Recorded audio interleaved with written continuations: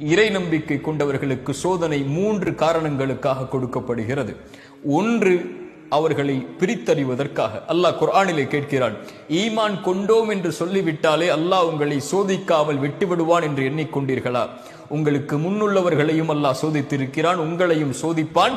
உங்களில் யார் உண்மையாளர்கள், உங்களில் யார் பொய்யர்கள் என்று அல்லாஹ் பிரித்தறிவதற்காக. நன்றியோடு இருக்கிறாயா, நன்றி மறந்து வாழ்கிறாயா? அல்லாவை பொருந்திக் கொள்கிறாயா, அல்லாவிற்கு மாறுபட்டு வெறுத்து செல்கிறாயா என்ற பிரித்தறிதலை அறிவதற்காக அல்லாஹ் அந்த சோதனையை இறை நம்பிக்கை கொண்டவர்களுக்கு கொடுத்து சோதிப்பான். இரண்டாவது, தூய்மைப்படுத்துவதற்காக.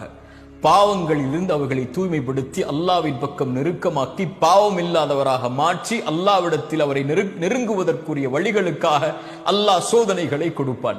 அல்லாஹுடைய தூதர் ஸல்லல்லாஹு அலைஹி வஸல்லம் சொன்னார்கள், இறை நம்பிக்கை கொண்டவனுக்கு அல்லாஹ் வாழ்வாதாரத்தை தடுக்கிறான் என்றால் அவன் செய்யக்கூடிய பாவங்களின் காரணமாகத்தான்.